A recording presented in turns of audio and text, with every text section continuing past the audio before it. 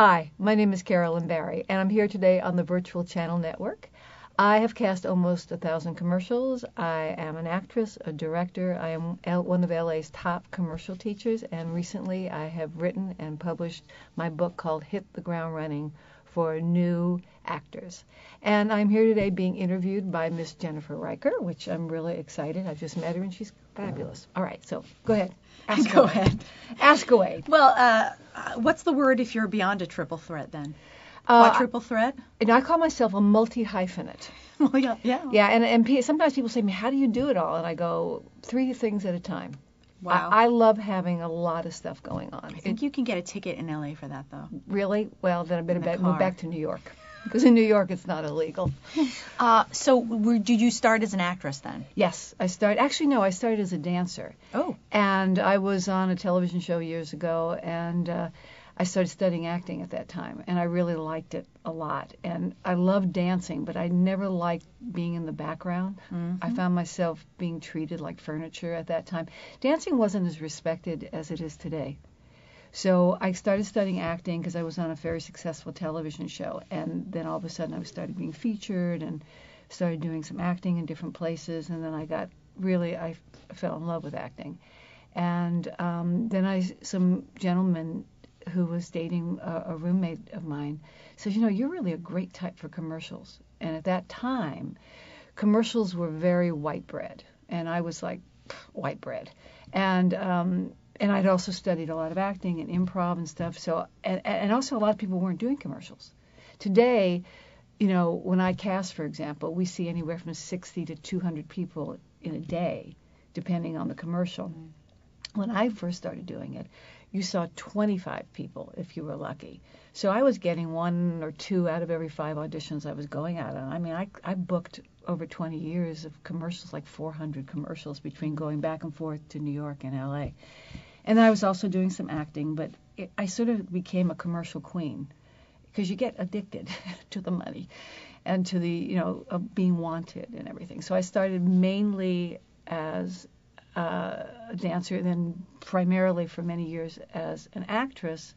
And then when I was in New York, because I used to live in New York and LA, and I think it's important, it was important at that time, and I still think it has value to be able to go back and forth.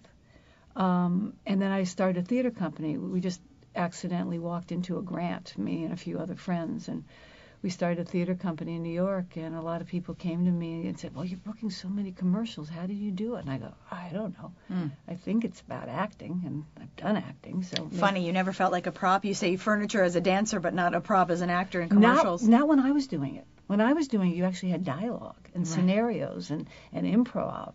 Now it's more about quicks and stuff, but there's still talent involved now, and there's still a technique involved.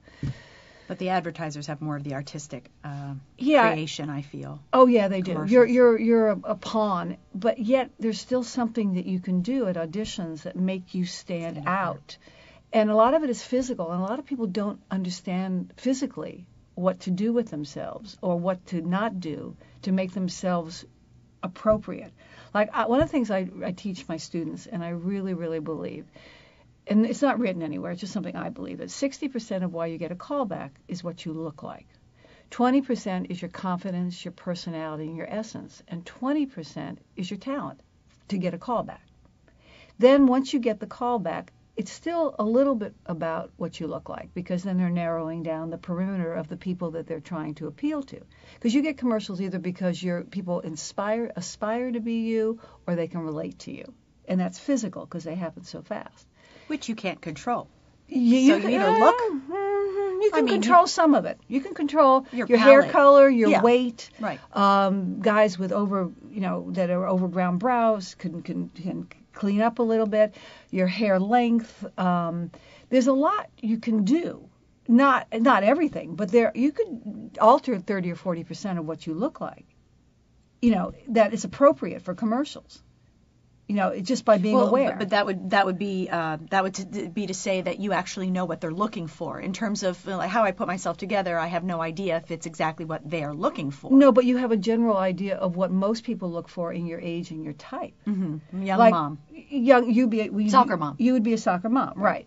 If you were younger, then you would need to do different things to your hair so that it's different in every age category and type.